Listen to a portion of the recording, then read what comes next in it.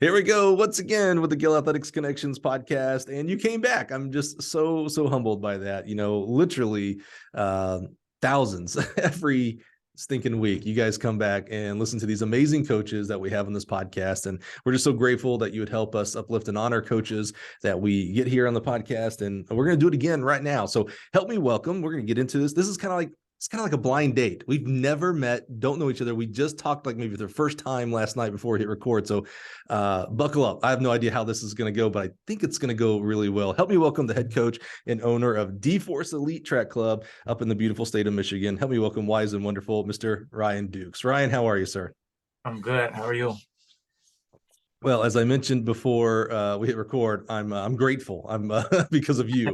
It's hard. I put out on Twitter, and that's how we connected. And you follow me on Twitter, and I follow you, so you know how prolific I am. I live on Twitter, and I put out the other day. What do you think? My followers. What do you think is the hardest part of creating a content like this?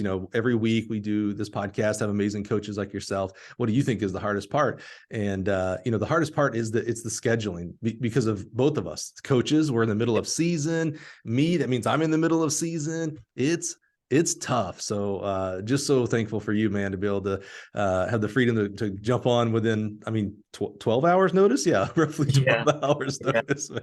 This is great. Ryan, well, let's get into it, man. I don't know if you're a comic book guy. I was, and still kind of am with the Marvel movies. And my favorite comic book was always the origin story. Like, how did Spider-Man get his powers? Right. How did Superman get his powers? Where did he come from, etc. So, what is your origin story? Where does track and track coaching begin for you? I guess if we go all the way back to the beginning, I started running track when I was in about the 5th or the 6th grade. I remember watching my first Olympic Games. It was the 2000 Olympic Games. And I was a little kid sitting in front of, a little box TV. Older than I look, sitting in front of a little box TV. That's a good problem to have. Right. And I was just like, I want to do that someday. I was like, I don't know what this is, but this looks so cool. And I want to do it. And then, some years went past, and then, I'm in recess, and, one of the teachers, because nowadays all teachers are coaches too. And so she said, hey, like, you should come out for the track team. And I'm like, what's that? And she was like, well, just stay after school, and like, we'll talk about it. So I remember, back in the 90s, nothing fit, baggy clothes, all that. So I show up to track practice. I got a huge t-shirt on, shorts that don't fit. I'm wearing like a pair of busted Air Force Ones, and they're just doing like time trials and stuff like that. And I just step onto the line, they blow the whistle, and I just take off. And the teacher's like, you said you've never done this before? And I'm like, nope, never done this before. Like, I run around on the playground, but that's about it. And I want to say within a week I had a jersey, and I was on a team. And the rest is history. But as I got older, it was just something that I fell in love with. Like, I could watch track meets all the time. It didn't matter what event it was, I was there. Fast forward to to high school, and like, I was just always helping people. Never thought anything of it, but like, if I knew something that could better another teammate or an athlete, like I was there talking, hey, like, coach told me we should do this. Hey, like, I found out that this is a good way to do that, stuff like that. And then, get to college, it was kind of the same thing. Well, pause right there, Ryan. You're going to make this a 5-minute podcast by just going on there, because what I'm curious about, I love that picture that you painted about when you were a kid watching the 2000 Olympics, right? You talked about the box TV, and I can almost like imagining you sitting in front, crisscross and just like fascinated, like these guys are jumping and women are running and all this stuff. What I'm curious about, because now as a parent, I have kind of that same experience. I've watched the Olympics with my children and things like that. And one of our favorite parts about the Olympics, and maybe you did it back then in 2000, is not just track as a new sport, maybe for the first time that you're seeing on TV, but you get to watch gymnastics and fencing and curl, all these sports that most of us are just not growing up into, right? What was it for you, I'm curious, that track. So I'm imagining you also are watching, you see a little bit of fencing, you see a little bit of handball, and there's all these crazy sports that, maybe we don't grow up with. But for you saw track, and that was the one you kind of honed, it's just kind of tractor beamed you in. What was it about track that did that for you as a kid? Uh, I can't put my finger on it specifically, but I can tell you a person that basically just lit that spark, and it was Michael Johnson. And particularly that his races were the ones that just like caught my eye. It was just like, something about him, like, man, like I don't know who this guy is, but like the way he's running, how he's running, like his confidence, like the gold spikes, like that just stood out to me. And like it just lit a fire. And I was like, I want to know what that feels like, Yes. And it's crazy that, he was the like first big track athlete that, kind of like got my eyes big, because I want to say a couple months ago, I tweeted something on Twitter about my son. He always comes to practice with me, and he's 2, and somehow he understands the concept of starting blocks. And then lo and behold, Michael Johnson like retweets it, and he's talking about it, and I'm just like, what? Dude. So someone you've looked up to, your idol, he's a legend, he's one of the greatest ever, and like he's talking about my son. I don't care, don't talk about me, but he noticed my, Dude, so you never know. that Maybe in is, some years when my son is older, if he's running track, I say, hey, like, yeah. who talked about you? That's really special. I mean, that's really cool to, to kind of idolize and watch Michael Johnson growing up. And, of course, what he did is, fantastic. It was amazing. And then you fast forward, and now your son and Yeah. Mike's talking about him on Twitter. That's really interesting. Shout out to Michael Johnson. Again, a guy who easily could ignore a lot of people. I mean, he's certainly busy, right? A lot of people are tugging at him for, I think he's a BBC announcer. I think he's doing some coaching, things like that. He is fairly active on Twitter in regards to like answering people. He was following me on Twitter for a long time, actually. And I thought that was kind of like you. I was like, that's the coolest thing in the world, man. I was like, come on, Mike Johnson's following me. Like, that's really cool. And I get this report on people that unfollow me, and he unfollowed me. And it actually kind of like my mood went down. I was like, oh man. First of all, my mood went down because I was like, oh, I'm not providing enough value for him to follow. That literally was my first thought. But then I kind of, because of the whole role of social media, I kind of caught myself, and I was like, oh man, why do I care if someone does or does not like that kind of, it's like, oh, this is a reflection Right. on me. And so I tweeted out and said, because again, I live on Twitter, so I just put my whole feelings and my whole life on Twitter. I said, hey, I'm a bit shocked that I can't remember the exact words. If I didn't say depressed, but if I'm as sad, why am I as sad as I feel like I'm more sad than I should be that, I think it's MJ Gold is his handle, unfollowed me on Twitter. And he responded. And he was like, oh man, he goes, you shouldn't, like, he was very uplifting, actually. He's like, your worth is not based on whether I follow you or not. He's like, it's all good. And I was like, yeah, I was like, thank you. And then I was like, what a man, like, he didn't have to do that. Yeah. Like, I assume he, goes through and unfollows people all the time and follows people all the time. And here, like, it was kind of cool, man. He did not refollow me though, so it wasn't. There's no like happy ending. But he sent some encouraging words. He did. That's right, Ryan. That's right. Well, that's super cool, man. I love hearing that. So take us through high school. You're in Michigan now. Did you grow up in Michigan? Was this all? I did. Okay. I did. Yep. And what when you were coaching, or I'm sorry, when you were an athlete there, you mentioned you kind of had like a little different eye to it. Being an athlete is a very selfish pursuit. It has to be if you're going to be any good. You're trying to take information in, and how does it make me a better runner, jumper, thrower? So it's a very, coming in. But you expressed of like the other side of it, like, oh, hey, if I could help my teammate in the blocks, or maybe I understood what coach said a little bit differently, so maybe how I explain it. What that comes from somewhere? Where any family teachers or healthcare people that are servants, that are helpers? Anybody like that in your family that came from? Where did that come from? So both my parents, all my life, they've always been about, helping others. They never made it seem like it was an inconvenience to help anybody that needed it. Didn't matter Mhm. what it was. I remember, someone needed something from my dad, and instead of, getting on the phone, he hopped in the car and drove 19 hours straight through to Texas. Like that's the type of stuff that, my parents would do. As a kid, like he never understood that, like, hey, like, why do I have to go here? Like, I'm just a kid. Like, you're helping. I want to go home. I want to go play outside. But then, as I got older and went through life, I started to realize that without me even realizing it, that some of those same values, I was still doing it. It may not have been in the same way, but I Right. was still about helping others. Yeah. Well, shout out to dad, because it's one thing to say something, it's another thing to do something. And so to be that Yeah, example of like, oh man, what's he doing? That's You probably thought like, that's crazy. What's dad doing? Man, I don't yeah, want to drive 2 hours. He's driving 19 hours, right? yeah. To help someone out. That's what a great example from dad. Shout out to dad for that. When you made me think about something in my own coaching career.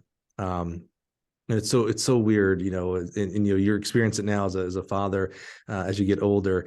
So I distinctly remember this time I was coaching jumps at Mississippi State, and I had two just wonderful, wonderful people, two people that I still am in contact with today. I love them to death. And one started talking it was a senior to a freshman, and we were working on triple jump, and I caught the senior saying some stuff to the freshman off to the side. And instead of like talking about technique and stuff, and instead of trying to figure out what he was saying to make sure it lined up with, how I was trying to coach, I just went off. I was like, no, no, no, you can't talk. Like, he's got to trust me. Like, I was such a bad coach, by the way, obviously. I mean, this is just a terrible example, but it was almost like, I don't know if it was jealousy or not, but actually it was probably more of like authoritarianism, trying to be the big Mhm. boss. Like, all the kids should, come to me and blah, blah, Right. blah. And now I look back and I'm like, oh, he was probably explaining something to him in a way that he could understand it better. Like, he'd gotten better that way, Yeah. In fact, this makes me think I'm going to have to message that freshman who's now like he's either a principal or a superintendent. He's a big time educational Yeah. guy down in Texas. I got to message both of them and say, hey man, I'm sorry. Like, looking back 20 plus years now, I screwed that up. So all that to say, when you were doing that with your high school teammates, how were the coaches' reactions to that? Was that something that was lifted up and blessed, or was it more of like, hey Ryan, like, I'm the Um, coach, buddy, you're the high schooler here, let me do my job? well, I'll never forget any of my high school coaches. I went to a huge high school. I mean, they bred athletes left and right. Didn't matter what sport. A lot of guys that I even watch on Sundays now for NFL Wow. football, I went to high school with. Just tons of really good guys. But my high school coaches, their names. Head coach was John Reed. My hurdle coach was Coach Shu. Our sprint and jump coach, uh, Coach Ed. Um, they were just upstanding guys, man. Like you know, things that I see from a lot of high school coaches today. What I observed from them, back then, it was just one of a kind. Like, so privileged to have had high school coaches like that. And, I've coached at every level: middle school, high school, collegiate, and, some post collegiate runners. And my experience from, college coaching, a lot of kids come in and it's like, just raw talent. But it's like, I can tell where they came from before that. It was just like no type of guidance, no type of real good coaching. And that's why, like, you see a lot of improvement on some of these athletes between their freshman and sophomore years in college, because it's Mm. such a different system that they were used to in high school. But I'm just so thankful for the coaches that I had in high school. But no, they were very receptive of things that I was doing, and I feel like it's because, like, they watched and observed how I treated my teammates, Mm. and they were saying like, okay, well, not only is he also learning himself, but he's helping like other kids to learn. And like we were fortunate enough because, like, I'm sure you know this, not a lot of high schoolers have the privilege of having enough coaches. There's like, Amen, absolutely. yeah. there's like one coach and 40, 50, 60 kids. So like they don't really, a lot of times the coach has to pick and choose what event group they're going to pay attention to that day. And then the other kids, you just got to trust that they're not goofing off and they're doing what they're supposed to be doing. Yep. But like I said, our sprint coach, Coach G, we had a hurdle coach specifically. Yeah. We had a distance coach. We had another guy who was the women's coach who coached the hurdlers in the distance. We had a high jump coach. We had a throw coach. Like we were set. We had a mid distance coach. Like we had all the, what I'm saying? Like it was, back then I didn't think anything of it, but like, got into coaching. I'm like, holy cow. Like, yeah, like a whole college staff, you know what I'm saying? So right. no one was unaccounted for. No one was just doing stuff unintended. Like we were just well-rounded as a team.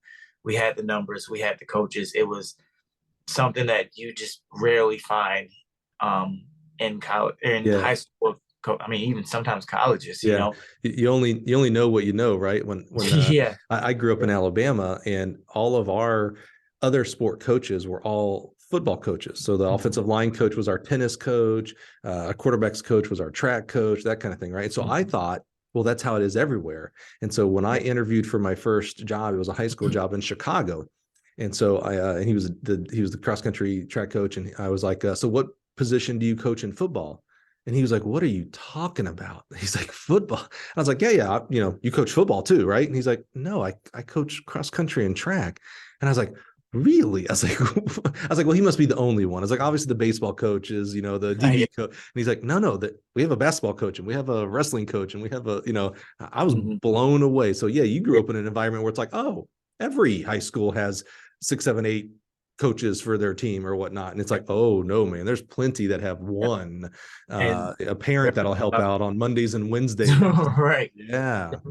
There was only a couple of coaches that also coached football. So our throws coach, he was like our lineman coach for the varsity football team, right. But he had a very successful, high school and collegiate track career as well. So he wasn't just a person that, he's a big, strong guy, Coach So. Like he actually knew what he was doing. And then our sprints and jumps coach, Coach G, he competed professionally. So, he was at USA and he did all of that. So, but he also coached the running backs for football. But so he was he knew exactly, like he was from that environment. And then all the rest of our coaches, they were strictly track and field. So, the only time I saw them was, come springtime when it's time to run. Yeah. What school did you go to? You said you went to a fairly large school. Yep. So formerly Farmington Harrison High School. They closed down, I want to say 2019 or 2020, a couple of years ago. They just closed it down. Okay. But now they turned into a very fancy state-of-the-art community rec center. It's beautiful. Yeah. But they've paid homage to all of the former athletes and greats that have gone through. So like they have like a hall of fame in like the rec center, and it's like all of the old trophies and everything and pictures. That's cool. That. They also kept the field the same, and they like renovated everything around it. So and we won a lot of state championships for football. So like they have like all these pillars outside of the stadium with each of those teams and stuff like that. So that's something pretty cool that it's nice to go home and, reminisce on good times. Yeah. So when you were describing the coaches that you had, and now, you have something today that you didn't have back then, and that's perspective, right? We can, hindsight's 2020 and all that. When you look back at how those coaches treated you and your teammates, maybe not necessarily, and it obviously sounds like they were fairly, competent in coaching as well, but how they treated you guys and gals on the team, what was it about? I mean, your face had a different look to it when you were describing your coaches. Like I wrote down on my notes, like, oh, obviously a big influence on you were these high school coaches. When you look back now, after having coached, your own athletes, and you're now your father, which parenthood changes everything. Yeah. What was it about them that just obviously holds a big place in your heart? Mm-hmm. And I do the same thing, and it's genuine. But I do the same thing as a coach now. But not every athlete is fortunate enough to be, that guy or that Hmm. girl. Hmm. So like in middle school, I excelled quickly. I picked up on the sport. It was just, natural God given talent. Obviously, like you still got to work hard. I've always been told hard work beats talent when talent doesn't work hard. So regardless of the talent, like I had a great work ethic. I wanted to be better no matter what. But obviously because I was a hurdler, there's still an adjustment, coming into high school. And it's like, boys amongst men. I Hmm. had a late growth spurt. Like, yeah, I was small, skinny, and fast, but like now, you're at this huge athletic high school. These dudes are like grown men. Like, we had ESPN coming to our school every year for National Signing Day. Like that's how big these athletes were out of our school. So like it was a big adjustment. But it didn't matter if you were that top guy running 10-5, or this is your first year and you're trying to figure things out. Everyone mattered. Everyone mattered. Everyone was a part of the team. They didn't treat anyone different. They didn't show any more or less attention to people. I even remember specifically, so like during spring break, they, a lot of people, families, they would go on trips and stuff like that, and they would say, hey, like these practices aren't mandatory, but if you are new to the track team, or like you're a freshman and sophomore and you're still, getting things, like we strongly suggest that you guys specifically come and get extra work on, because like will be one of the few times where we can just focus on you. Right. Hmm. So I remember every year on spring break, my hurdle coach, he would have the hurdlers come in and he'd work with us. And even as I became a junior and senior and I was one of the top hurdlers, I still came. And because not only and I'm still trying to get better, I'm trying to help the other kids get better too. And I remember being a freshman. So my sophomore year was the first year I made it to like the 18 relays. I still wasn't in like all of the like fast heats, but like I was still good enough to be a part of that 18 relay, which still says a lot, considering like, I remember looking back at like what our school records were. I'm like, holy cow, like we were good enough to be a, college in some divisions, Um, but being a freshman and sophomore, and basically being on JV for like a lot of meets, and we had JV specific meets that we would go to, and all of the coaches, the same coaches that were at all the varsity meets, they were at the JV meets too. There was never any like, oh, Oh, wow. we're only going to send a couple of guys to like, and it was the same excitement, it was the same encouragement. And I feel like that made a difference, because even in dual meets where don't mean a lot of stuff, they're not the big meets. And I remember seeing my coaches get excited for like the fifth heat of hurdles. The guys were all over the place and no one's really good or whatever, but like coaches still encouraging, hey, like you ran a PR, who Yeah. cares what it stacks up against other people, like you are better today than you were yesterday. Yeah. So like I keep those same philosophies in my coaching now today. And I mean, I have tons of stories from athletes I've coached over the years. And particularly I'll talk about one athlete. She was just a special person. I used to coach at Siena Heights University. It's an NAI school, but the talent is the same. It's D1, D2, Mhm. just strong athletes all around. And I remember we had a walk on a women's team. And I want to say within the first week, she came to me and she said, coach, like I'm really struggling. Like I know that I'm not as fast as these other girls. Like these girls are running, sub 11. These girls are all American national champion. And, I wasn't even the best on my high school team, but like you've accepted me and you haven't treated me any different, and that means a lot. And she told me like that first week, she said, I don't know what's going to happen, but as long as I'm here and you'll have me, like I'm going to give you my Mm. best. Wow. And I remember fast forward like a year or two later, we were at the conference meet, and you generally know who's going to score, who's not going to score, and things like that. I remember it was her heat of the 100 dash, and she just blast out the blocks. Her form was great. Everything just, she just executed a perfect race. for her. She ended up winning her heat, and like I'm darting down the field, I'm like running, I'm hugging her, and like she's looking at the time, and like she knows like it still doesn't score, but she's like like what are you so happy about? And I'm like, do you see what you just ran? Like you just ran a huge PR. Like that's awesome. And then like later that same day, she did the same thing in a two. Just like she just had herself a day. And I remember after the banquet that year, she was like, coach, like, I watched you have faith, like you had more excitement for me and what I ran than you had for the girls that, that actually won conference and they're going to nationals and stuff like that. Like, why is that? And I said, because you're still part of the team. You still show up every day like they show up. You still work every day like they work. You are no different than anyone else. And the time does not matter. You show up and you work hard. And as long as you end the season, or even each day, if you want to take it day by day, if you end the day better than how you started it, then that means I did my job.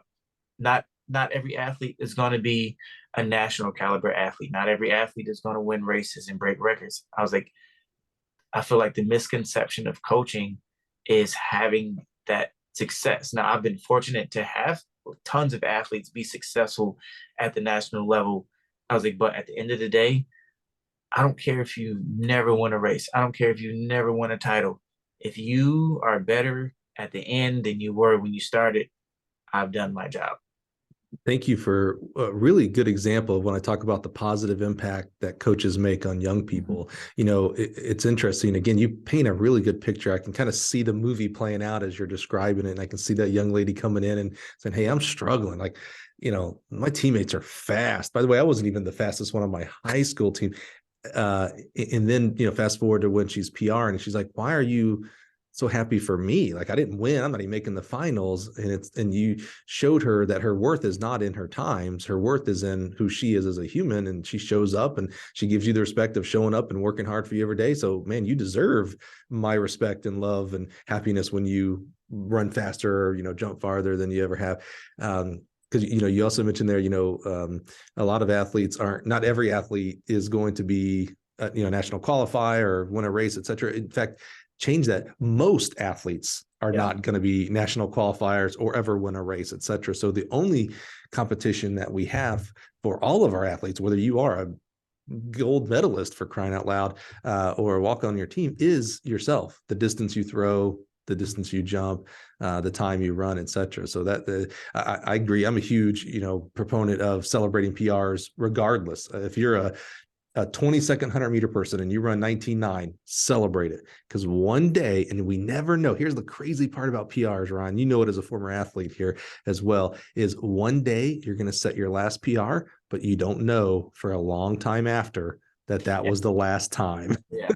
You're going to have another race and you don't PR, then 100 more races. Like, well, holy crap, I haven't PR'd for 2 years. That happens. Yeah. And you don't know until you look back. So, well, I love the experience that you had with your high school coaches, and honestly really proud that you took those great parts and continued into your own coaching career. Again, another great example of the positive impact coaches make on young people. They thought they were just doing a good job. It's like, hey, this is what I do. I'm the hurdles coach. And so I work with Ryan and I celebrate when he does well and correct when it needs to be corrected. And that coach maybe didn't realize like, oh, you're molding future Ryan. Yeah. you're molding future Coach Dukes here. So I had no idea what was happening. I love that. So you have a great high school experience. I love that for you. Not everybody has that. So, that's pretty special that you have such a great high school track and field specific experience there. Where do you go to college? And more importantly, as you are going into college, what are you thinking for a career? Are you already thinking about being a coach? Are you thinking about maybe being a doctor, a banker, a lawyer, I don't know, an astronaut? Going into college, I still wasn't thinking about coaching. So originally, I went to an art. I was an art major. My focus was graphic design and marketing, and so I was trying to be a big time designer for Nike, or, any one of the the big time brands. I remember as you get into your junior senior year, they want you to do internships and stuff like this. So I feel like I was one of the top students in my class. A lot of people see the word art and you think like, oh, that's not hard. That's drawing and painting. Like there's nothing to that. And they actually told us at Siena Heights, the college I graduated from, they said actually our fine arts program is the toughest curriculum, like harder than like the nursing and Wow. no disrespect to what they have to do, but like they said it was as far as like what you're required to do to graduate, like it's the toughest out of all of the programs. And like I thought nothing of it. I was like, wow, like really? Like, okay, we're special, we're one of the kind. But I remember having this just huge elaborate portfolio, and like every summer I'm sending it out to Nike in Oregon, and I'm sending it to Puma and Adidas and just all these brands, hoping that I get a call back like, hey, like my stuff is good. Like I want to be an intern. Like I'll fly out there, I'll stay there for the summer. Like I want to learn from you guys. This is something that I want to do. And like it sucked because I didn't get not a single call back, an email, not even to say we didn't pick you. Like I just didn't get anything. And I was just like, what? Like that makes no sense to me. So, I, just find summer jobs, I, train through the summer too, just to stay in shape for track. But like it was discouraging because I was like, man, like this is what I want to do. And like I can't even get, the internship credits that I'm supposed to have. I ended up going into photography just so that I could have something to, for graduation purposes. Like, hey, I need something. Mhm. But even then, like I still wasn't thinking about coaching. And it wasn't until my senior year in college. Um, my junior year, I had a huge breakthrough year. I was fortunate enough to qualify for nationals every year that I competed in college, indoor and outdoor. Wow. And so, me not thinking about the end, just basking in the glory of it all. Hmm. And I remember we were getting ready for practice one day, and my coach came to me and he said, like, hey, like, I got a friend. They have an AAU track club and they're looking to bring on, another coach. And they asked me if we knew anyone that was looking to get into coaching. And, immediately I thought of you. And he was like, is that, something that you're interested in doing? And I was just like, sure, why not?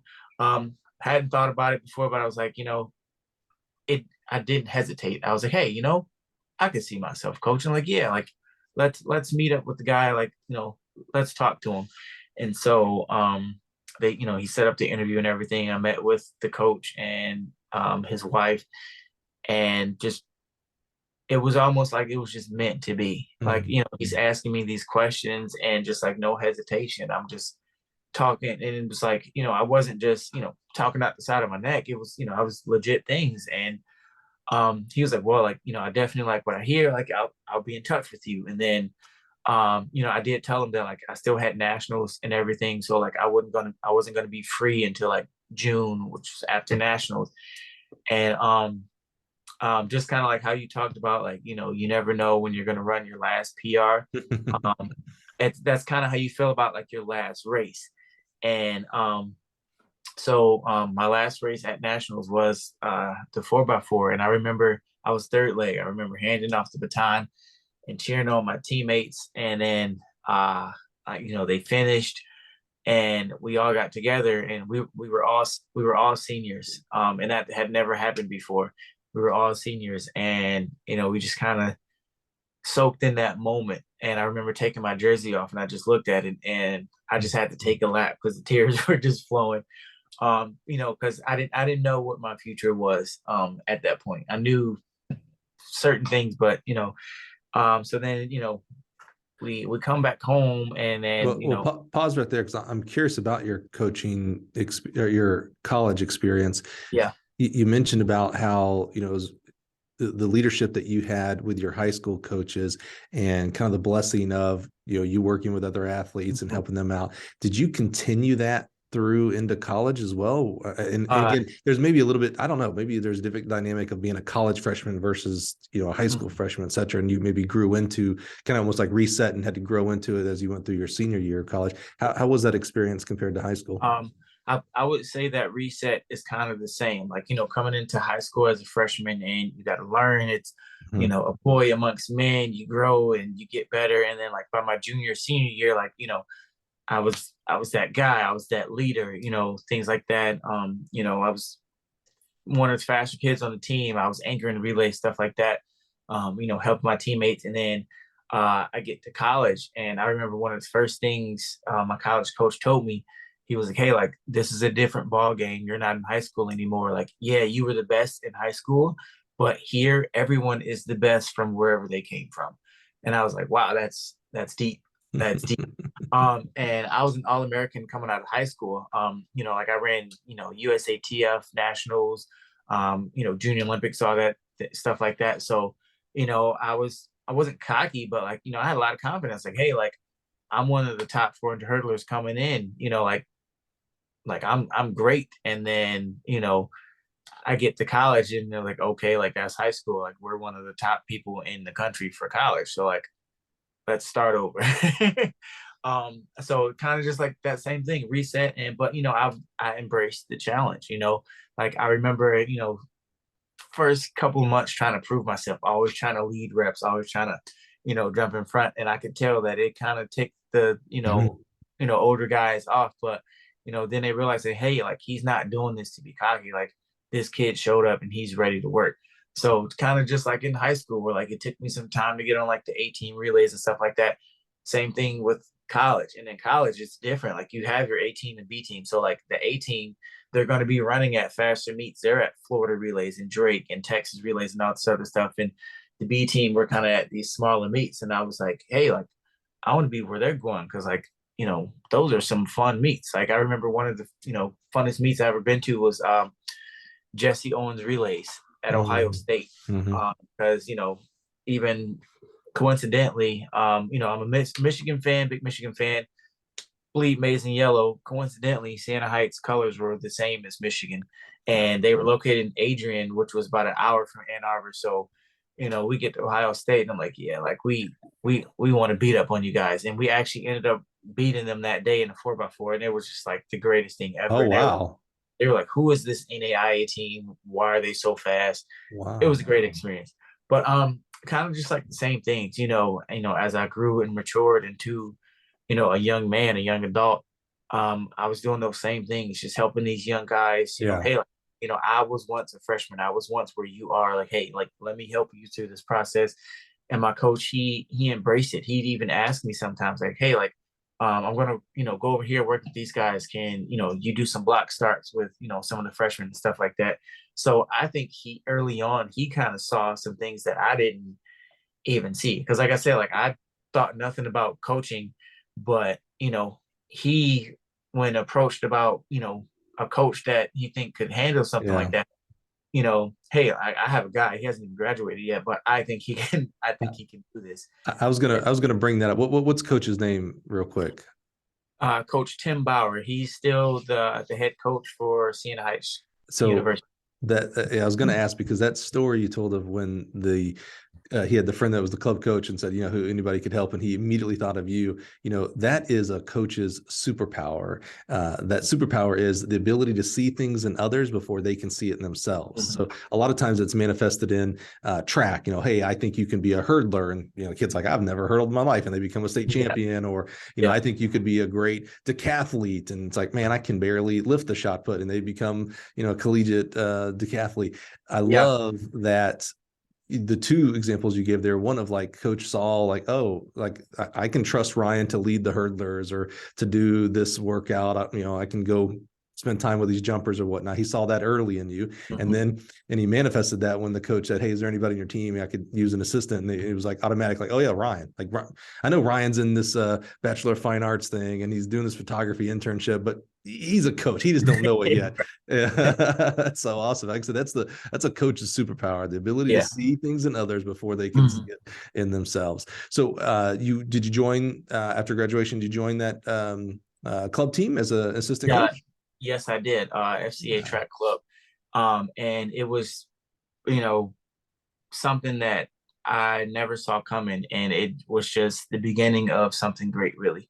And so, most of the kids on the team were elementary and middle school. And so which I'd say is, if you want to get into coaching, start young. No, Start don't do that. You'll go crazy. Oh my gosh, I can't believe you start with the started kid. there. That Start with is, the kid. A lot of patience.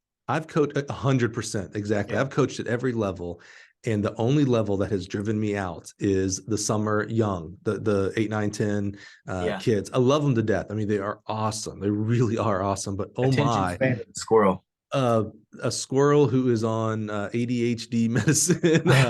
Yeah, God bless you. My, Yeah. my son's doing middle school track, and I tweeted Yeah. out the other day of like, God bless middle school coaches, because Hmm. oh my God, I can't do this. You It's started in that age group. yeah. How did you handle that? And what I mean by that is, I guess first of all, did you have any younger siblings? So maybe like experience with that. And then how did you fight against maybe the urge of like, okay, I know they're 8, 9, 10 years old, but well, they've got to train like I did in college if they want to be any good. You know, sometimes people have that, like, I don't care Yeah. if they're 8. It's like, well, you better care if they're 8, because that's a Yeah. whole different training age and Yeah. attention span, et cetera. So how did you fight that urge? And did you have any younger brothers and sisters that any experience at Uh, all working with young people? nope. Young people. I'm the youngest of my siblings, but I have tons of nieces and nephews that I've, Okay. watched blossom and grow up and stuff like that. So, coming into it, it was just something that I observed, how the group of kids that we had, were, and like how they worked together. A lot of these kids were from the same area, so like they all knew of each other. So there were, we didn't have to do a bunch of ice breaking and get to know your team. And so I told them first day, I was like, hey, like, you guys are running summer track. You don't run summer track just for the fun of it. Like it's different than like middle school track. Like when you're in school, like, parents, hey, like you need to be active. Like here's something to do. Go run track, learn about that. But like if your parents are paying money for you to run summer track, like it's for a reason. So, you're not here. This is not just your parents' decision. Like, yes, you might be 8 years old, but like you also want to do this. But I also put myself in their shoes. And I said, Mm, hey, if I was 8 years old, what would get me to pay attention? What would get me to grasp the concept of everything that we're doing? So all of the drills, all of the workouts and everything that we did, I, for lack of better terms, I dumbed it down. mm, And it was as simple as it could possibly be. Now, obviously, that's different than the way I would talk to my high school and college kids. I can get as fancy as I want. I can talk to one of my high school hurdlers that I coach now and say, hey, like, when you're coming out, drive for 4, come up the second 4, and that cut step before you go up, like, and they're going to know what that is. But I say, an 8-year-old's like, is he speaking Chinese or exactly, Spanish or French? you What is he talking right. about? And so like I had to put it in the most simplest terms as Mhm. possible. But more than anything, I had to make it fun. I had to make Mm, everything fun about what they do. I want them to come and say, hey, for this hour and a half, 2 hours that we're with Coach Dukes, it's fun. Like, yes, we're working hard because, it's track. Like you got to push yourself. Like you get in what you put in, basically. Which also leads me to another point. Like when I coach like high school and college kids, and I remember a lot of coaches say, hey, like, how do you discipline your athletes if like they show up late or, something like that? And I said, oh, the sport disciplines itself. And I was like, how? I was like, well, if a kid shows up late and he's missing warm-ups or he's, slacking off doing reps and not giving his full effort, I was like, well, he or she's going to go to the meet and get the brakes blown off of them. Job done. I don't have to do that's a anything. I'm great not, point. Yeah. like, why am I going to make you do push-ups or run extra? Like, no, that's nope. I said, okay, like, yep, you were late. I'll make a mental note of that, but Hmm. okay, you're only hurting yourself. Yeah. But going back to working with kids, like you gotta make it fun. And when I saw that they were just enjoying everything about, what was going on, that I was having fun. Like, hey, like Yeah. you got an awesome little group of kids. But then at the same time, like I had some studs. Like I was gifted some raw, talented, little kids. And some of those kids I've coached all the way through middle school, high school, and sent them off to college. Wow. And not only does that make me feel old, but it's just a good feeling to see the progress that they've had over the years. I've sent, I can't remember, I don't know how many athletes I've helped get recruited and sent off to college. But one of my first kids that I've ever coached, I met him when he was in the fifth or sixth grade. And now, he's a senior. He's in his last season and he's heading off to college next year. And one of the things, when he started going on his recruiting visits, I mean, everybody wanted this kid, just raw talent. So he was a three-sport athlete, but he knew in middle school that he wanted to run track in college. But he wanted to still be a kid. So he's like, I'm going to play football. I'm going to play basketball. I'm going to do all these other things. And I was like, what's so great about that is once you get to college and you're just focused on track, you're gonna blow up, because like you're not exhausted, you're having fun and you're not putting wear and tear on your body from specifically just doing one thing.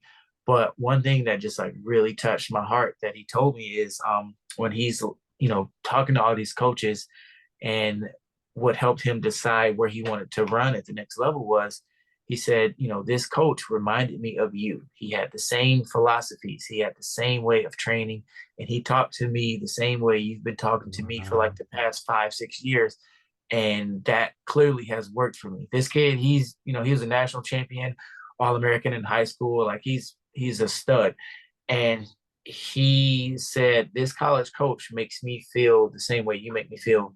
And that's what I look for. And that's why I chose to go there. And I'm just like, wow.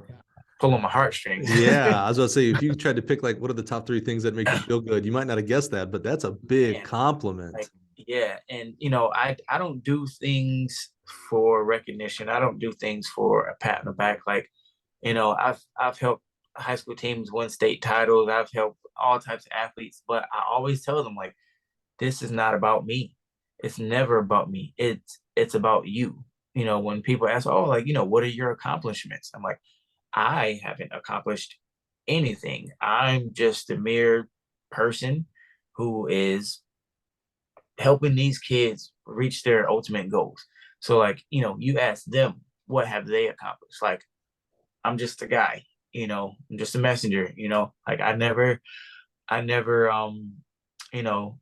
and this is no diss to any of the other coaches that do it, but I've seen coaches, they put it like as a signature in their emails, like, oh, coaching for this many years and this many championships. And that's great. I see it in a lot of people's bios and things like that. But like, I don't talk about it. I don't flash my education and stuff like that. I've got, I see it from a different perspective today, right? Because, for the last 17 years, I've been on this side of track and field. And for maybe the last 4, 5, 6 years, I've just been, sold out to, as one coach called me, the ultimate hype man for coaches, right? So I get to see it from a different side of things. I can see that. And it's funny, thanks. And it's funny, I actually have a tweet loaded up like in my drafts that says something like, here's the state of coaching today. Coach says, I need to learn from others, go to coaching education, be the best coach that I can be for these kids. Coach also says, I'm just the bus driver. That line, I don't know if you've ever heard that line, drives me more crazy than any other line in the world. I'm just the bus driver. And it's like, no. You devalue what you do as a coach. And I mean that from the X's and O's to some of the examples you gave of loving on kids and helping them. You devalue all, in my opinion, this is all in my opinion. You devalue that when you say, I'm just a bus driver. I just bring the kids to the meets. Well, that's not true, because there's plenty of people who do just bring kids to the meets for many, many reasons. And those kids don't perform as well. Right. They lack discipline on their team. So they're not, maybe reaching their full potentials at their age group, et cetera. So, like I know what you're getting at when you talk about, the signatures and things like that. But I also think that you should be proud. Take it away from coaching. Go to any other profession. A teacher wins Teacher of the Year. A scientist wins the Nobel Prize. An author wins a Pulitzer. They put it in their signature, in their description of their Twitter, and you're like, wow, man, that person won a Pulitzer. That's a big deal. Like, you should be proud of that. that is how I feel about you, Ryan, in the sense of, coach of the year. I'm like, wow, bravo, that's pretty stinking amazing. This many kids signed to college. Man, you made an impact on kids. Like bravo. I want you to not I almost said brag, not brag about them, but to be proud of them. But so asterisk, all of that is on the back of the kids, to your point. If they don't listen to you, if they don't perform, you're looked at as like the worst coach in the world, right? So it is their performances. You're right. So when a coach says, or when someone comes and says, "What have you done, Coach Dukes?" You certainly haven't run the 100 for the kids or the 400, et cetera. They've done that and done well, but you have certainly guided them. I don't think they would have done as well with a coach who just drives the bus, right? So be proud. Don't be braggadocious, but be proud because what you're doing matters. I mean, literally, think about the experience you had as an athlete from back in the day. Think about that coach that said, "Wait a minute, you've never done this before." That first day of middle school or elementary school, right? If that coach wouldn't have said that, that's a small little gem. That coach probably thought that was a throwaway sentence. They were just impressed because you ran faster than all the other kids. But for you, it was like there was a sense of pride, like, oh, like someone else believes in me. Like that's a big deal. And look what it's led for you. You've gone on to go to college and have a degree, and now you're coaching. That's what you do for other kids. There's other kids right now. I could interview some of your former athletes right now, just like you talked about that kid that chose a college coach based off of being similar to you and your style. Yeah. That kid one day, I bet you that athlete has some memory of something you said that you think was like, oh, I've said it a million times.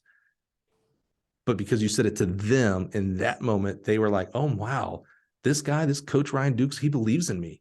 Like he thinks I could be a state champion one day. I can't get over this hurdle without tripping. How does he see that? And then that person goes on because of the love and care and knowledge that you put into them. So, I'm the ultimate hype man for coaches because I believe in coaches more than they do themselves sometimes. Honestly, yeah, it's a fun thing. I'd rather be the person hyping someone up than like, hey man, bring your ego down. Those are the hard ones, which you maybe have dealt with. Hey, I'm curious. And you said, and I cut you off earlier when you said, I think every coach should start with young kids. And I said, don't do that because you'll drive a majority of coaches out of the profession. But do you think back again, this perspective kind of question here, do you think starting with such a young age, because you talked about, you used the statement, you had to dumb it down, and we know what you really mean. You had to speak at their level. If you can't speak at someone's level, whether they're up here or down here, communication is more ineffective that way. So you have to speak to their level. You had to really speak to their level. You had to maybe learn how to say some things. Like in your head, you were thinking of it this way, and you're like, okay, they're not going to understand that. So I got to figure out other ways. Do you think, looking back now, that actually helped you become a better coach the years following, or was it just another stage in a coaching development for you? I think that definitely has helped me be a better coach because I've come to the realization that coaching is not universal. Like if I'm coaching you, what I say to you might not be received the same way as if I'm next person. Yeah. Like, yes, I can say like, hey, I can have a team of people, 10, 15, doesn't matter. I've coached as many as like 30 people at a time. Like, yes, I can say something general, but as a coach, you got to know all of your athletes and what they need specifically to help them grow. So like, find out how to balance that time of like, all right, I'm going to say this generally. And then when I get a chance, I'm going to go to John over there and say it again so that he can specifically get it for him and things like that. And I feel like that's why in high school and in college, my coaches, encouraged the fact that I was helping, other teammates because like I said, like I had no idea that this was something that was going to happen in the future. I didn't know that this was my destiny, but they saw that and they kind of let me work and they just let me blossom. So at a young age, I recognized that, hey, like they're not getting this, but I think I know a way that can help them in what coach just said. So like, I'm going to go help them. So that's just kind of how I coach. You said a lot of great things so far. We still have a lot of time to go here, but that may be one of the smartest things I've heard in quite a while, that you said coaching is not universal. That's a real, like, go back and hit the rewind button on that and hear him say that. I hear coaches of all sports, not specifically track here, my way or the highway. I coach this way. If you can't figure out the way how to do it based on how I coach it, well, then I'm not the coach, go somewhere else, or it's your fault. The best coaches, specifically track coaches here now, that I've been around, and there's a lot of them, like I still think this is the majority of coaches, they have found ways on how to communicate the same thing different ways. So they have found it, whether it's not just the verbiage that you use and cues, but whether they have one athlete needs to actually feel the technique, or they need to see it on video, or they need to see someone else, a teammate, demonstrate it, or I just need to say it in a different way. The best coaches have really, honestly, dumbed down all of track and field at the highest levels. One of the greatest coaches out there, Boo Schexnayder, he has, he coaches at the highest level, top 5 coach in the world. And he teaches it like we're all nine-year-olds. And I think that's one of the biggest compliments I can give him. I truly feel like as a 46-year-old, I was a terrible athlete. It's hard. It insults athletes for me to say that I was a former athlete. That's how bad I was. When Boo talks about the triple jump, I honestly go, I think I could do it. I think I could be a pretty good triple jumper if I just listen to Boo. The confidence and the way he teaches, it's like, yeah, I can do this.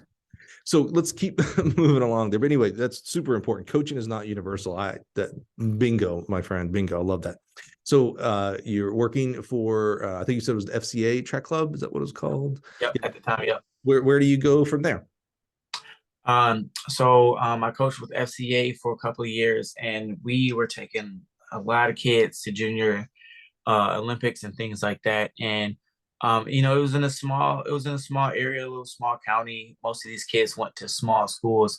So it was a culture shock for them to be opened up into this huge world of track and field. But it also helped them realize that they're bigger than this small school. It's like, hey, like, yes, you're winning races out here, but like, let me send your mom this link to like all of the 10-year-olds in the country. And like, this is how you stack up. I think that if you keep working, we can be at nationals in the summer. And that's basically what was happening. So like, for years upon end, we were sending a lot of these kids to nationals. But then, I had a dream, a vision, whatever you want to call it, a sign from God, that it was time for me to branch out and do my own thing. And so that's when I started D-Force Elite. So are you, because coming out of college, coming through the senior year, you're still working on an internship for your graphic design and art. Yep. So you're not a track coach. Like, there's no like, oh, I'm going to be a track coach this time.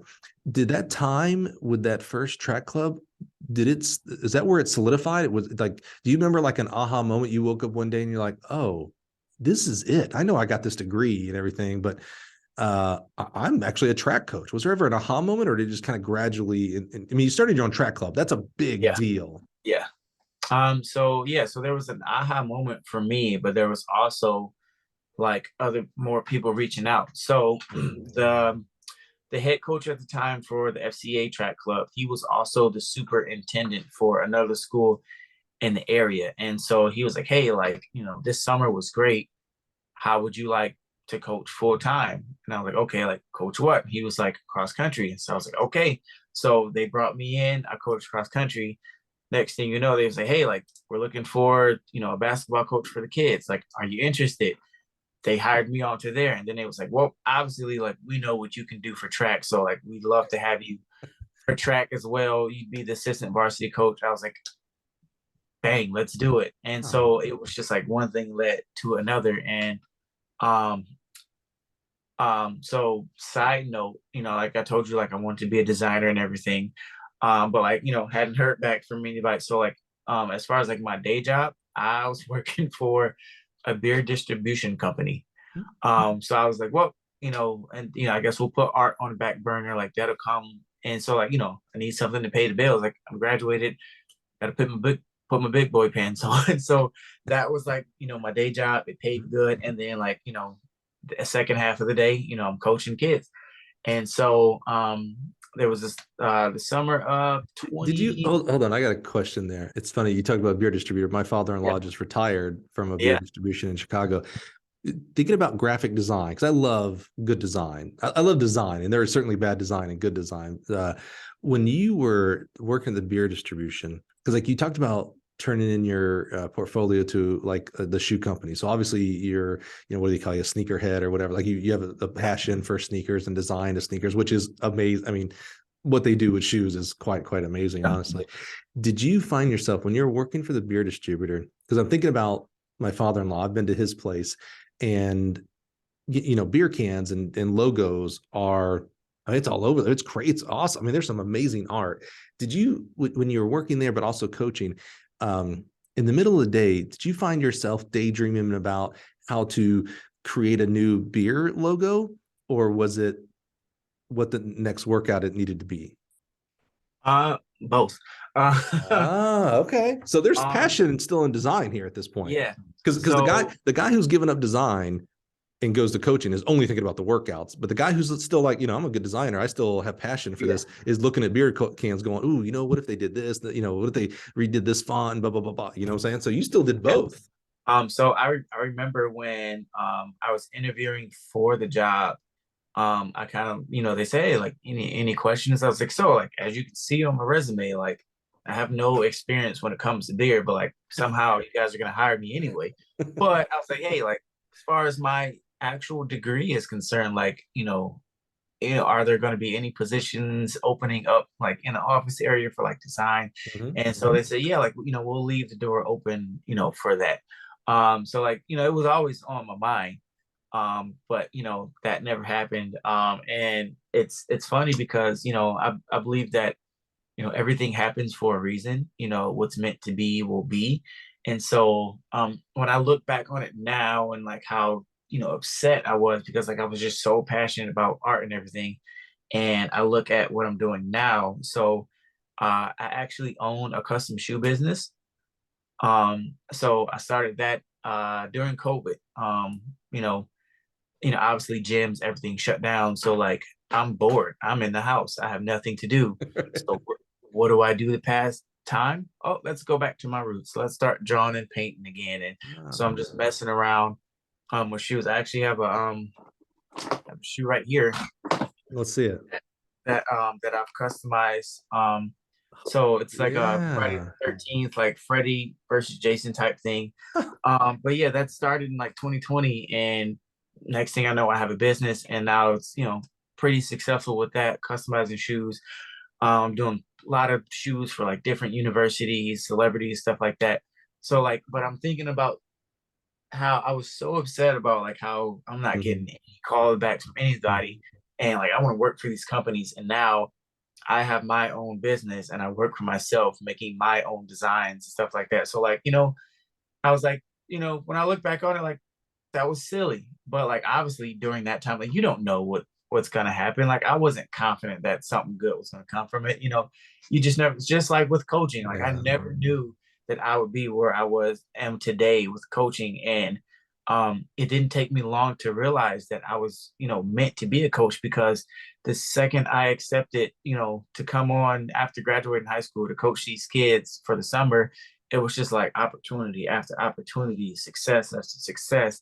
And I remember one summer, we had kids at it was Junior Olympics. They were hosting at Drake University in Iowa, and we're just in the middle of the week's events and stuff like that. And I got a phone call from Siena Heights, and they say, hey, like we've been watching you for the last couple of years, and like what you're doing with these kids is absolutely amazing. Like you're awesome.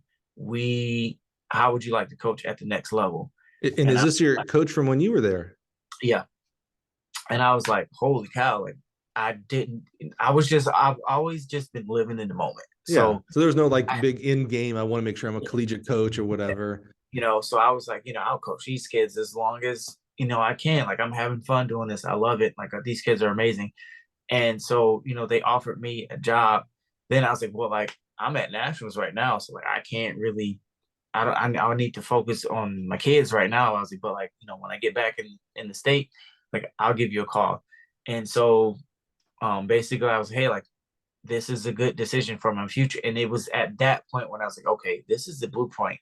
I can actually see myself doing this on a much bigger scale, doing, stuff like that. So, and that's why I started D-Force Elite, because I was like, I want to still be able to coach these kids when I can. So they that was kind of a part of the deal. It's like, hey, like we're gonna bring you on, but we're gonna allow you to still coach these kids and do what you do, because it also if we allow you to train kids here on campus and stuff like that, then it also exposes these kids to like a college environment and things like that, and maybe motivate some of these kids that may or may not want to compete at the next level, stuff like that. So what was it like? You get to Siena Heights. I have a real special place in my heart for alums who coach at their alma mater. Like I always think about like when an alum who's coaching at their alma mater calls a recruit to tell them how great their school is, like they have like the ultimate trump card of like, I went to school here. Like that's how great I think it is. Yeah.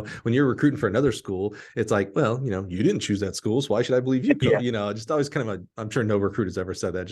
I just love when it's like, man, you grew up, because college was a special time for me. I know how much it changed and affected my life still to this day. So I think of that for everybody, and it's like obviously Siena Heights had a big experience for you. So now you're back and you're coaching kids. It's like you're looking at little mini me's. Like, oh man, I remember doing that in my sophomore year, and oh yeah, this dummy over here is a junior. I did that too. What was that experience like, actually coaching not only collegiate athletes, but coaching at your alma mater? I mean, I would think you would have a hard time not comparing athletes to yourself. You get a hurdler and you're like, man, well, I ran such and such. You look like you'd be way better than me, but you're not, or vice versa. What was that experience like coming back to your alma mater? It was surreal, because it was interesting to see how things worked on the opposite side of it. So they bring me in, and now I got keys to the facilities, and I got authority and power. And I'm like, oh man, like this is what you used to sneak onto the track. Now they give you the key to the track. This is what the coach's offices looks like. Oh, these are not, just all types of cool things. Now we're traveling to meets. I'm sitting at the front of the bus with the coaches instead of back in with my friends and stuff like that.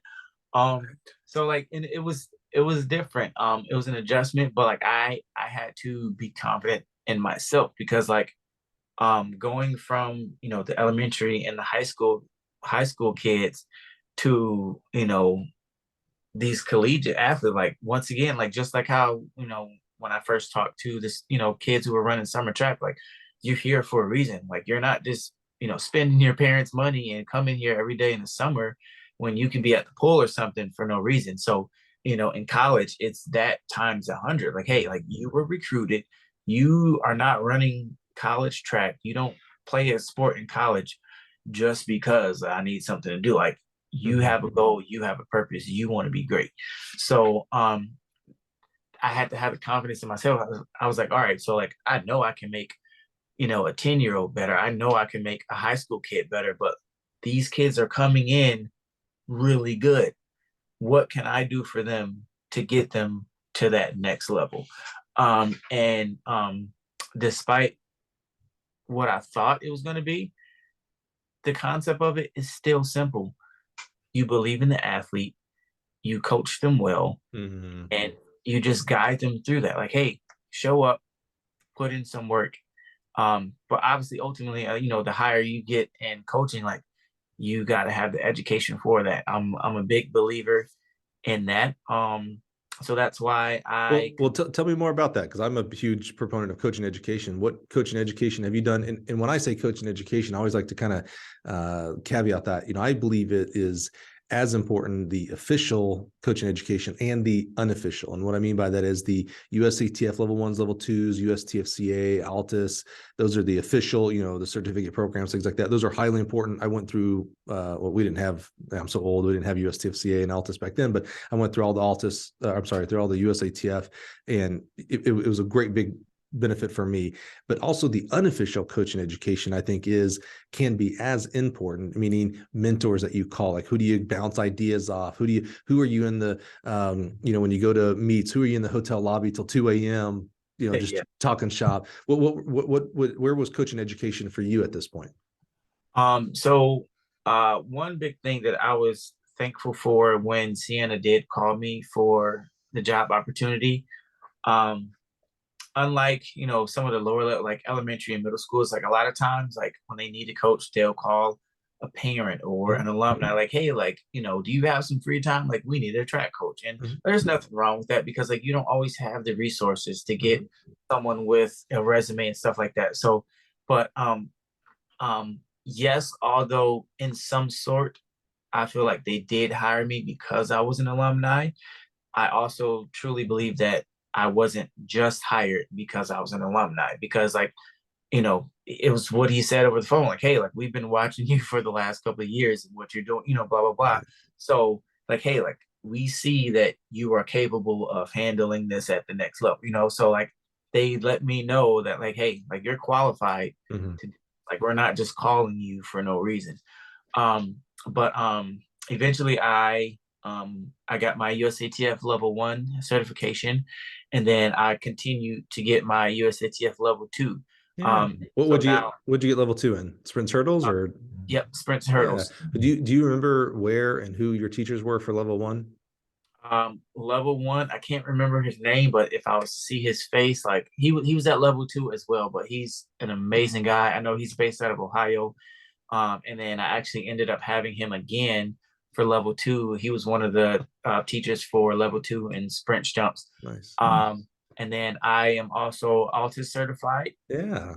And I love everything about Altus. I hope They're to one awesome. day do some more coaching apprenticeships with them out there at their training facility. Yeah. I also want to do Emerging Elite, which is at Chula Vista, Yeah. coming up in June, I believe. And then I am also I have biomechanics, applied functional science, and a movement analysis certifications. So just a Wow. bunch of just well-rounded things, as well as being an event specialist. Yeah. So that's when I talk about coaching education, like I want people to know their stuff. Yeah. So a lot of times I give in slang terms, they say, put people on game. A lot of parents thought, text me and things like that. And it's like, hey, like, my son or daughter, like, struggling with this. Like, here's a video from their last meet. Like, can you take a look at this? I watched the video maybe 5, 10 times over.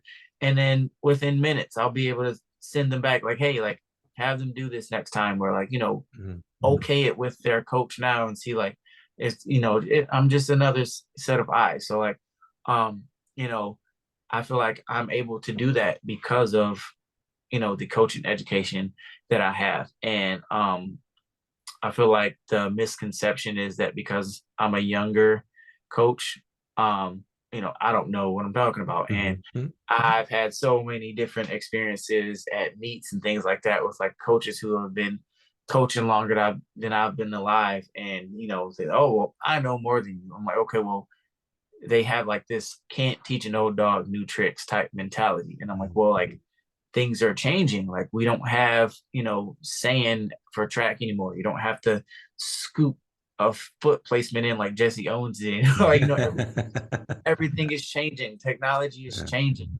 High school boys are running 10-1 now, so like you got to change with the times. Everything is Yeah. just so different. So I'm always educating myself. I'm never afraid to hear from another coach. I hope that coaches aren't afraid to learn from a younger guy, because Mhm. I do know my stuff. I put in the time. I've taken all the tests and studied the materials and things like that. So, and I just want to help. I want everyone to be good. And although my goal is to eventually get back to coaching, a team or something like that, I am enjoying coaching privately because I can go anywhere and everywhere. So, Yeah. sometimes I'll be training, for myself. I'll be at a track and like I'll see, a high school team or something like working at, and I'll, kind of see if I can find the coach. I say, hey, coach, like, introduce myself. My name is Ryan Dukes. Short spiel of, who I am, and, make sure he or she knows that I'm qualified. I was like, hey, like I was watching some of your athletes do this. Would it be okay if I like, gave you or them, a couple pointers? And 9 times out of 10 say, hey, yeah, like that sounds pretty good. Like, what did you see? And, usually the reception is, pretty good. And, I don't always do that. A lot of times I have to stop myself, like, no, like, don't be that guy. Don't be that guy. Cause Well, but you what never know how someone's going to take it. I think how you're expressing that though is very appropriate because I think nothing might upset a coach more than when another coach, probably meaning well, by the way, no nefariousness here, goes to an athlete and says, "Hey, if you try this or blah blah," or the worst case is, "Well, hey, if I was coaching you, you could be X, Y, and Z." I think nothing infuriates. That's kind of the worst when you're because you're putting down the other coach, like you're losing Yeah. all. Yeah. You're just destroying the trust that athlete and coach has. But when they go to the athlete straight without talking to the coach, again, I think there's a lot of well-being there. But again, there's proper channels. I love the way you're describing that of going to the coach first. Yeah. And be like, hey, I've done this. I have this experience. Are you okay with me? I just observed something. Are you okay with me just expressing that to you? And because then the coach has the ability to say no as well, right? It's like, Right. oh, hey, I appreciate that, Ryan. I know all about you. Saw you at Siena Heights. Awesome.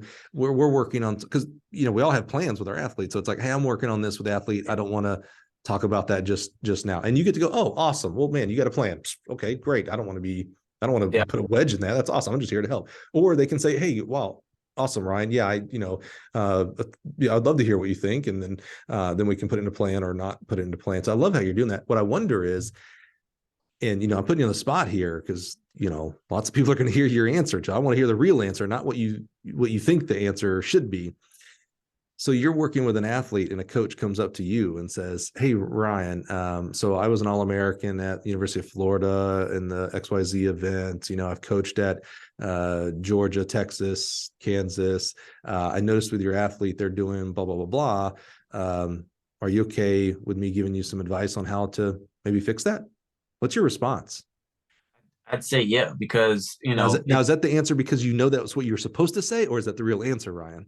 that's the real answer Okay. because, I mean, like, how many more times would I might see this person? It doesn't hurt to still hear what he or she has to say. And like, if, they, say what they say and like deep down, like, I don't really agree with it, or I might think it's wrong, then like, you know, I'm not gonna say, hey, like, actually, like, stop, don't, nope.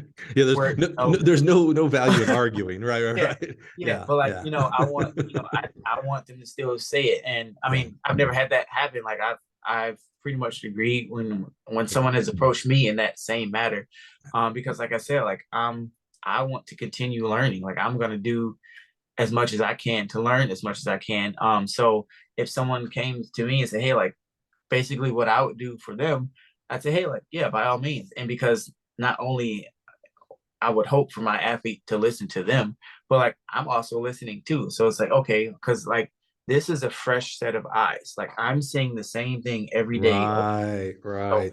maybe what they're seeing is slightly different than what, I'm not paying attention to. So now I'm watching this person and I'm learning as well, because now if my athlete did pick on that, I'm like, okay, like, all right, so like, you see what they just said, like, let's work on that, let's build on that, and then I'll thank them. So how do you expressed, and I think it's the minority. It gets the most publicity, but I think it's the minority of coaches that say, hey, I've been doing this for 30 years, youngster. I think for 100-meter runners, they should be doing quarter-mile repeats every day. We know there's at least one or two coaches out there that do that, by the way. And that's, Ryan, you would agree that's not the right way to do it, right? Okay, good. All right, good. We don't talk X's and O's, but so we'll talk in big generalities, right? But so how do you discern between the coach who says, I've been coaching for 30 years, you're doing your 100-meter runners wrong, they should be doing quarter-mile repeats, versus another coach who comes and says, hey, I've been coaching for 30 years at Florida, Kansas, Texas, I've seen something that I think your athletes are maybe could benefit from if you'd listen to me. How do you discern between, I'm not, thanks for telling me your opinion, have a great day, versus, hey, thanks for telling me your opinion, I learned something today, thank you? You just got to have an open mind and an open ear. Because like, at the end of the day, a coach, they're going to do what they want to do. But, if you're lucky enough to come across someone and they, have an open mind to what you want to bring to the table, then I feel like that makes it all the better. Because like I said, like it doesn't matter if you've been coaching for 30, 40 years, like, there's always something new to be learned. And so, for instance, when I went back to coach at Siena Heights, Coach Bauer, he's been there, he's coached kids, and then he's coached those kids. He's coached, he's been there for like 40 plus years. So like he has seen a lot. He's had an unimaginable amount of success. Coach Richards, he's the women's coach, same thing. Like he's been there for a while. So obviously, like they know, say, hey, like we coached this guy when he was in college. He was a great athlete, great leader, great mentor. He went on. He's only been in the coaching world for like maybe 2, 3 years, and we think that he has what it takes to coach at this level. Although that they've been coaching for that amount of time, them bringing me on staff shows that they're willing Right. to learn what I bring to the table. Because obviously they've seen what I've been doing. Like that was the first thing he said. Mhm. Notice what you've been doing for the last few years with these kids. So they saw like, hey, what he has to offer could be great for our program. And so like, we merged well. We incorporated some of that old school with the new school stuff, because it's like, yeah, like if it's not broke, let's not fix it. But if he's coming in and although it's not broke, but he has a way to finagle it to make it even more efficient, then Yeah. like let's work together. Yeah, improve it. Yeah. Yeah. So Ryan, tell me more about today, the D-Force Elite, because much like middle school coaches, I'm in awe. It's one of the things that I just can't do. I've tried it and they beat me. Those little kids just beat me. So tell us about the track club. What do you focus on? How do you, I mean, maybe there's someone out there right now that wants to start their own track club. Yeah. Maybe talk us through how you even got kind of up and running to have a track club. So it's pretty much all ages. From I have a couple of college athletes that I coach on the side as well. And then it's high school on down. And I coach short and long sprints. So 1, 2, 400. And then I also coach the 800 and the mile. I coach both hurdle events, long and short, and then high jump, long jump, and triple jump. So a vast range of events that kids come to me for. But I would say, if someone is looking to start their own track club, just do what you know how to do. It's not complicated. You don't have to, there are so many track clubs that have been around since I was a kid, and they're still going today, and they're huge, successful, and they got the jerseys, and they're recognized at New Balance Nationals and all that. Like you don't have to be like that. I was pretty fortunate enough a couple years ago to get some national recognition. One of my athletes, he was at New Balance Nationals, and he was third in the 800 final. But like in the prelims leading up to the final, like he won his heat, and so like the announcers, they're used to seeing some of the same, track clubs. And so like they remembered this kid from when he was with me on FCA. It's like, oh, here's Brandon Thompson now running for D-Force out of Michigan. I was like, That's cool. Yeah. And then he kind of like made a joke about, may the force be with you, stuff like that. So that was pretty cool. But like, just do what you know how to do. Like if you're, you got to start somewhere. If, you don't have the budget and, you got a team and it's, whatever you can do, just make it happen, because it's not about the recognition and the name of the team. It's still about the kids. So even if I didn't have a name, even if we didn't have uniforms or anything like that, like these kids are still the same kids. They're still going to run, they're still going to compete and stuff like that. But as far as like starting, try to get in contact with people who has the same thing, because the more people that the better to help you through that process. So I was fortunate, obviously, like I was with a track club. So when I started my own track club, I kind of knew some of the schematics and stuff to do. I reached out to some people that I knew growing up that I ran AAU for as well, and say, hey, like I'm going to start my team. Like, where do I go? What do I do to get this up and running?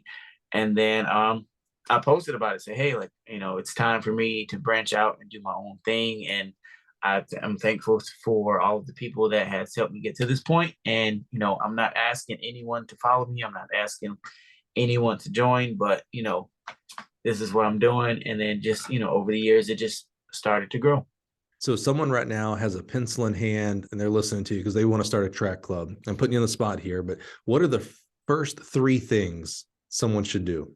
And it may be simple blocking and tackling of like, well, you better come up with a name first, or it may be, well, you better get on social to see if there's even interest in your area. What do you think are maybe the top three things? Because looking back now, you maybe have made some mistakes. Like maybe you did something in the second spot. You're like, oh, I could have done that ninth. And you know what? The 10th thing I did, I should have done that number three. What are kind of the top three things someone right now, and there's no track club where they're at, they want to start one. What are the top three things that they need to start? One is you got to know the area that you're in. So reach out to these schools, whether it's middle school or high school, a simple Facebook post. I mean, everybody and their mom and their grandma is on Facebook. Like, use that to your advantage. So, it could be a simple post. Hey, like, are you interested in, competing in indoor or summer track? Like, I'm starting such and such. Like, simple as that. Number two, resources. If you aren't already like a coach of like a school or something like that, you got to know where you can and cannot be, because a lot of schools might not, like, if you're not affiliated with them. So just know, where you want to be. But it's not complicated. You can find space in the park. Kids like being outside. So if you set up some cones on some flat grass, like, the kids are still going to show up. They're still going to put some work in. Number three, don't overthink everything. It's like I said, it's not complicated. You don't have to stress yourself out and get gray hair to make it happen. The people that want to show up will show up. And I feel like that's the beauty of, being a private coach or starting your own track club, because like, you're not just going to show up as, oh, my kid needs something to do. Like, they're going to want to work. So whether you got 3 kids that you're coaching or you got 20 kids, they're all there for a reason. And side note, honorable mention, honestly, the hardest thing about starting a track club is coming up with a name. Like, I thought for days, maybe weeks, I'm like, what do I name this? I mean, like, I've been around AAU track all my life, and I've seen and heard all different types of names for these track clubs. Some are like super cool. Some, there's one track club I remember, it was called 16 Ways. And when I was a kid, I was like, what type of name is that? And then I got older and I was like, oh, duh, there's 16 events outdoor, 16 ways to win, like that. So creative. That's pretty good. Yeah. But like, there are just so many things. So how'd you come up with D-Force? I'm going to assume D stands for Dukes. A lot of people actually think it stands for Dukes, but it actually stands for Dominate. And I assume Force is your shoe guy, so it's a play off of Air Force Ones and things like that. No, but that's good. I should just check that.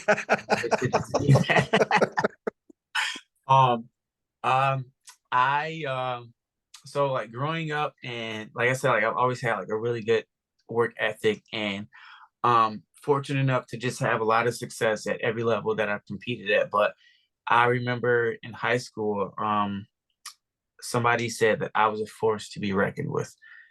And so like, it was like, it doesn't matter like what event, it doesn't matter if he's behind or whatever, like Dukes, he's coming for you, like, you should be afraid. And so like, that stuck with me a while. Obviously throughout my track career, not every moment was great. I've had moments where I was like, I'm not to be feared by anybody right now. But that particular thing that they said to me in high school stuck. And so that's where D-Force came. And then I tacked on Elite. So D-Force Elite, because I was like, I want to coach elite athletes. And that's not saying that like, you being better than someone else. It's me recognizing that the fact that what you're doing, the work you're putting in, and what we're trying to accomplish, that's what makes you elite. I love it. I love it. All right. So top 3 things to start a track club from Coach Dukes here. Get the word out. Figure out your resources, whether it's where you're going to practice your track, your equipment, things like that. And 3, don't overthink everything. I like that. That was really good. That's one most people probably wouldn't expect you to put in top 3, but I think that's a really good one. And then you even gave us, this is how good he is. He gave us an honorable mention coming up with the name. So I'm going to again put you in the spot. So what is, as you look back, because how long have you had the track club now? Since 2018. Yeah, so we're on 5+ years here for the track club. What is, you got to be real vulnerable here. What's the biggest mistake you made? So someone can learn from your mistakes. That's one of the greatest things you can do as a coach, as a teacher, is to help others not make the same mistakes you do. If you think about all the things you've done, what is something you're like, man, I either wish I'd have done it differently or sooner or later or not at all? I tried to do too much too soon. So it was just me. There were no other coaches. Because one, at the time, like I didn't need other coaches because I had no one, to start off with. I was like, hey, like I'm starting this track club, and if you want me to coach you, that'd be great.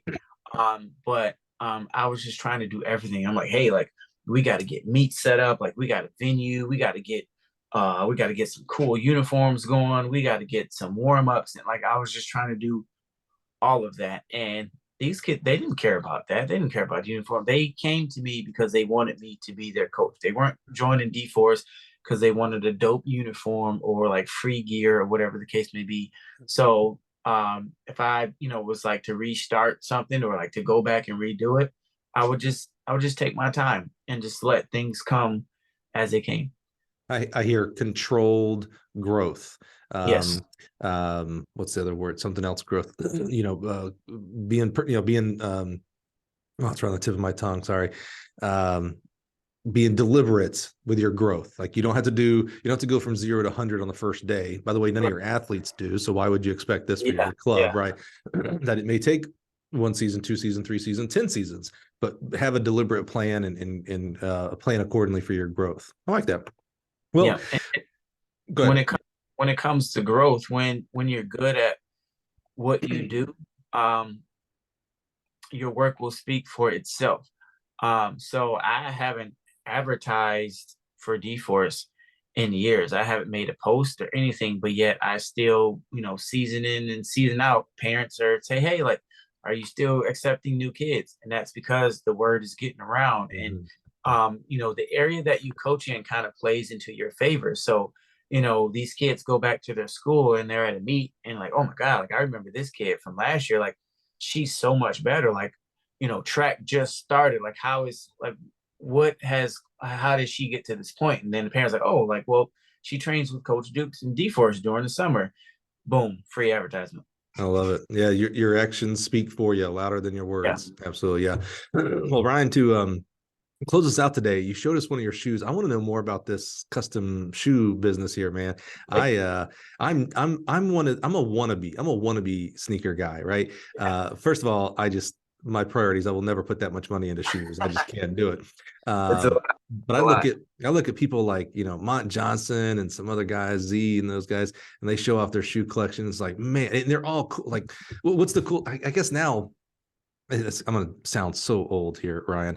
I guess for these limited drops, for these, I don't know if it's specifically for Air Force, but it certainly seems for Nike. Like people are posting up on Twitter, like, "Oh, I didn't get you." Like it shows you, like, "Sorry, you missed out," or "You win." I assume it's you win the opportunity to purchase Yeah. that shoe. Like that's like, first of all, I'm kind of envious. I'm like, "Ooh, man, Nike has that much drip that they can do that." Like, how do I do that here at Gill, right? But I love that. But tell me more about. I mean, shoes are a big deal for culture and a lot of different cultures. Tell me about, where did it start for you and how did you get into like the custom design? Because I have a friend, I say a friend, my tattoo guy. Yeah, I have a tattoo guy. He does, because he's an artist, so he does some shoe stuff too. And it's always like, man, those are really cool, man. Like that takes shoes that are cool and personalize them. I love that. So tell me more about that. I've been into sneakers, since I was younger, since, the Jordan days when obviously I wasn't born in the 80s.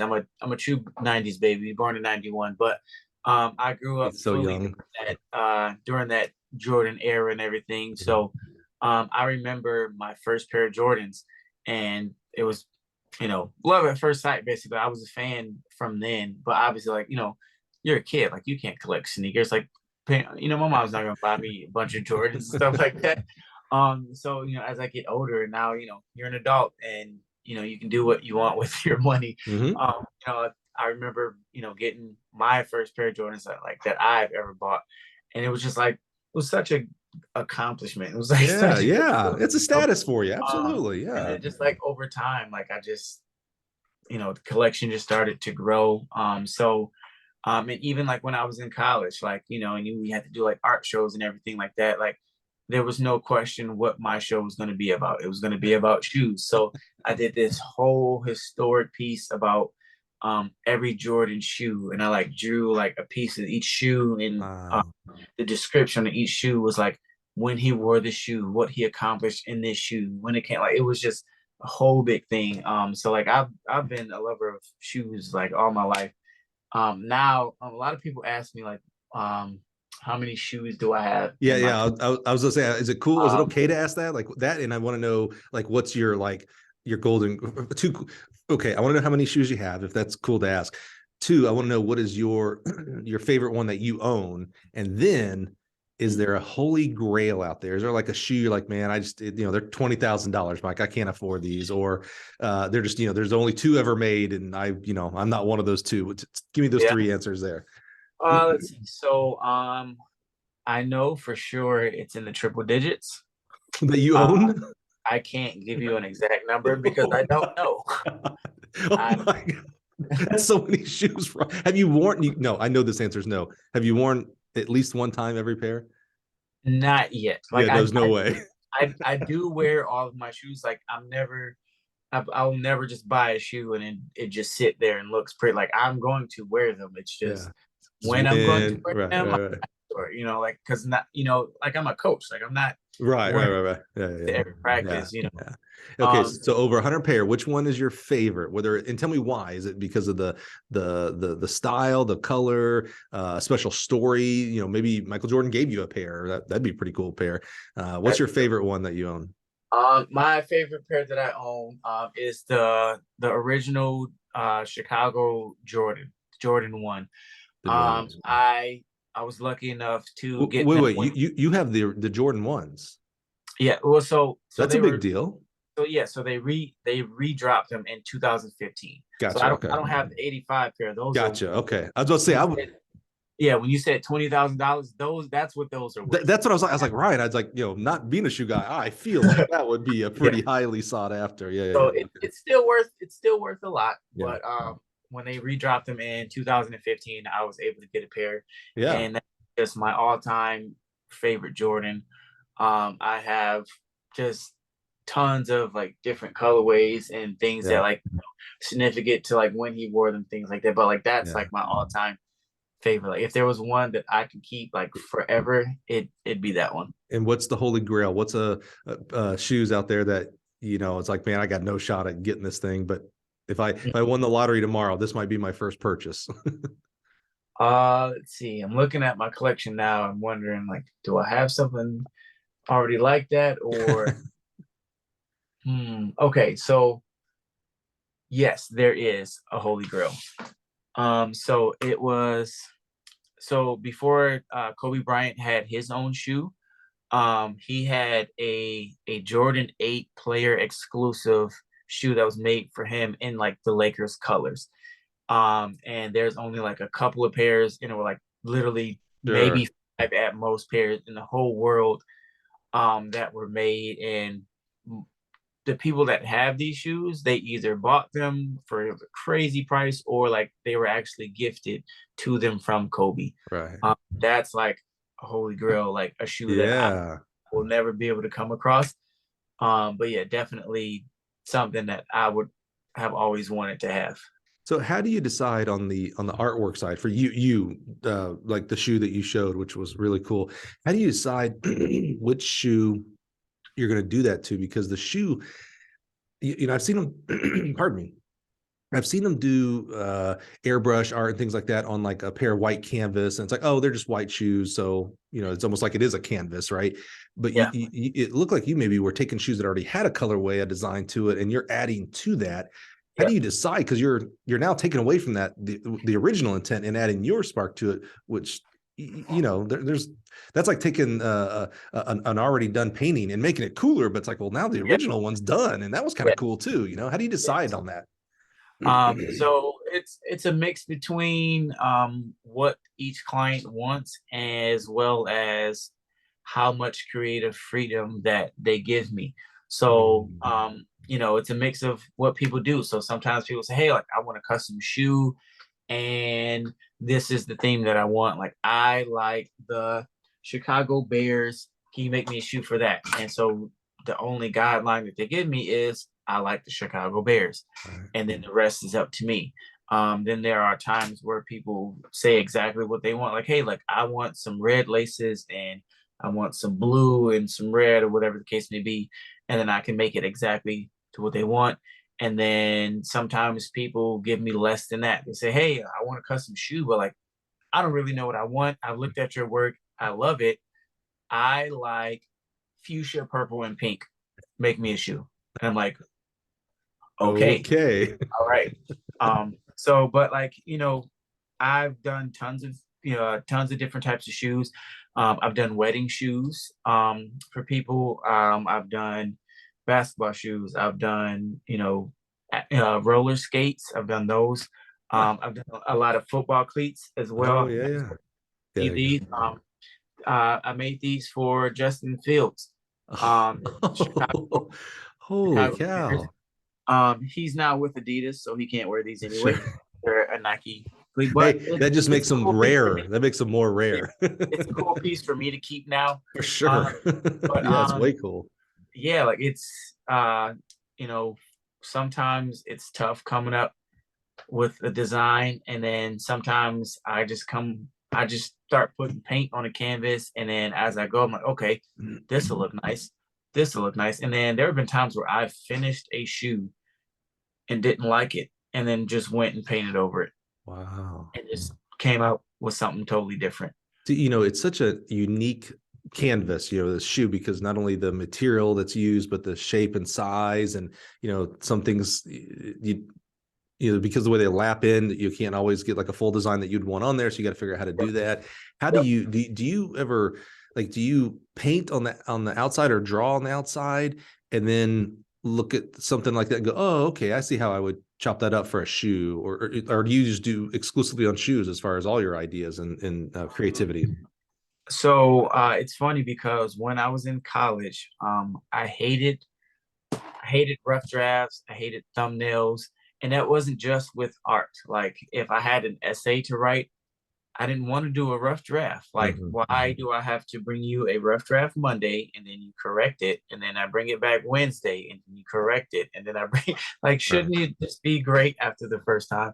So I lost a lot of points on not having rough drafts. I never showed my work doing math class. Like Oh yeah. this was a trend. And then so being in art school, they want to see. I was like, hey, like I want to see 20 thumbnail designs of what you could possibly be. And I'm like, or I can give you one, and then we just kind of build on that. So once again, lost a lot of points for just not having thumbnails. And, it works out for me now because I will not sketch up a shoe. Some if it is requested and someone say, hey, like, can you do a mock-up for me? Like, I want to kind of see what this might look like. Then I'll do it. But like 99% of the time, people don't ask. They say, hey, like, I want to be surprised. Like, you do your thing. So I will take a blank shoe, no sketch, no blueprint, and I just start painting. Wow. So I got three last questions. We'll wrap up here today, Ryan. What do you prefer more? Do you prefer that client who comes to you and says, I like purple, fuchsia, and the Bears? So pretty specific. Or do you like the person says, hey, so I like the Bears? Have at it. Like, what do you prefer? More direction, less direction? I guess it kind of depends on the situation. So like if they say, hey, I like the Bears, then like off the top of my head, I can say, all right, well, I'm going to do some research because, like, yes, I know what the Chicago Bears logo looks like, but maybe I want to give this shoe a retro look. So I'm going to look up what their retro logo looks like. Maybe Right. I'll do a skyline of Chicago and the Windy City and stuff like so, like things like that. I can really play into the hand of that. Do you interview them? Like if I came to you and said, "Hey, so I'm a big fan of the Bears, create me a shoe." Do you say, "Okay, bet I'll see you in a week or however long it takes," or do you say, "Oh, well, tell me more about why you like the Bears?" And I tell Yeah, you, maybe I'm an 80-year-old and I tell you, well, I can remember in 1940 going to the first game because that would help me be direct. Like, oh, let me see what the logo was in 1940. Like maybe it's that kind of thing. Do you do any kind of interviewing, or is it like, no, man, yeah, yeah. you're gonna trust me, you're gonna trust me?